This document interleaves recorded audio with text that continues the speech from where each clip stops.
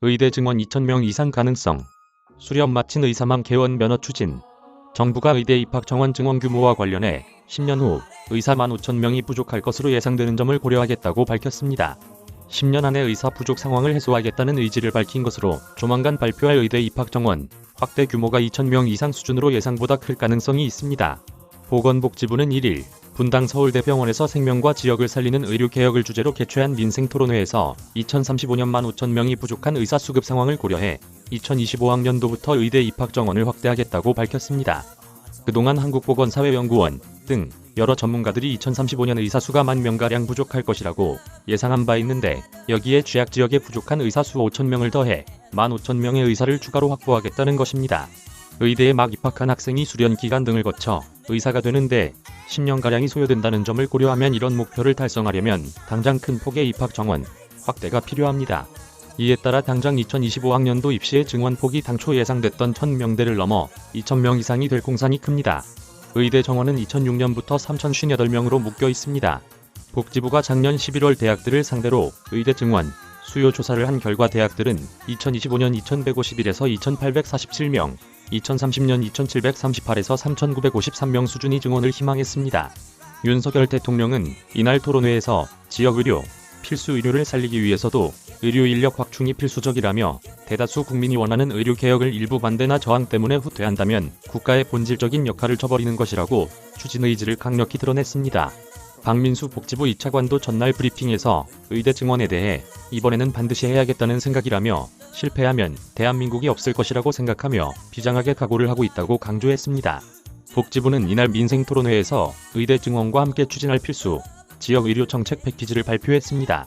의사들을 필수 지역 의료로 유도하기 위해서는 여러 정책을 패키지로 만들어 추진할 필요가 있다는 의도에서입니다. 복지부는 패키지의 일환으로 전공의의 연속 근무 시간을 줄이고 의료기관을 전공의가 아닌 전문의 중심으로 개편하겠다는 내용의 전공의 달래기 대책을 내놓았습니다. 전공의는 의대 증원 발표에 반발해 파업 등 집단 행동을 할 경우 가장 파급력이 큰 의사 집단으로 꼽힙니다. 전공의의 연속 근무 시간은 현재 최대 36시간으로 설정돼 있는데 복지부는 이를 줄이는 시범 사업을 올해 시작한 뒤 법제화의 전체 의료기관으로 확대하겠다고 밝혔습니다.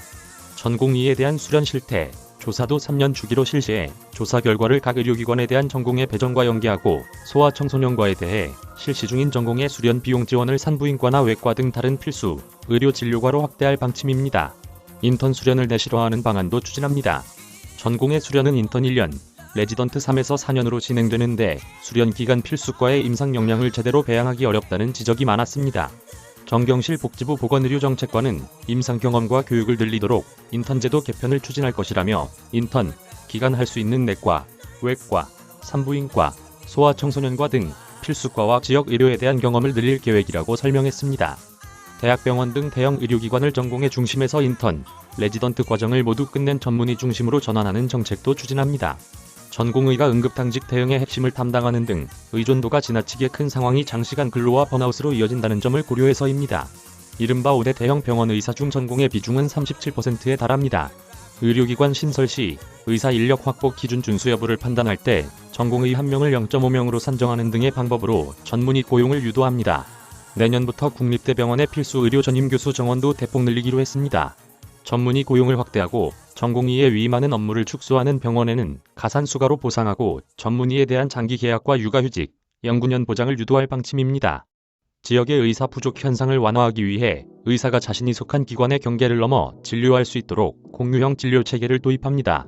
신생아 집중치료실이 있는 종합병원과 산부인과 의원이 협업해 고위험분만 산모와 신생아의 치료, 회복을 돕습니다. 희소, 중증 진료와 관련해 대형 병원이 지역 병원의 전문의를 주기적으로 파견하는 방식도 고려합니다. 한 의사가 여러 의료기관에서 진료하는 경우에 대한 지불, 보상 체계를 만들고 대학병원 교수 등에 대한 겸직 제한도 완화합니다. 퇴직 교수 등이 여러 의료기관에서 진료를 할 수 있도록 권역 의사 인력 뱅크도 설치해 운영합니다. 일정 수준의 임상 수련을 마친 의사에게만 개원할 수 있는 면허를 주는 방안도 검토합니다. 영국의 경우 의사 면허와 별도로 진료 면허를 주는 제도를 별도로 시행 중이며 캐나다는 의대 졸업 후 2년간 교육을 거쳐야 의사 면허를 부여합니다. 박 차관은 의대 졸업 후 임상 경험이 부족한데도 피부 미용 쪽으로 바로 나가는 경우가 많은 것에 대한 우려가 있다며 여기에 필수 의료 인력 부족에 대한 걱정도 있어서 수련 체계를 개편해 임상 의사제를 도입하는 것을 검토할 생각이라고 밝혔습니다.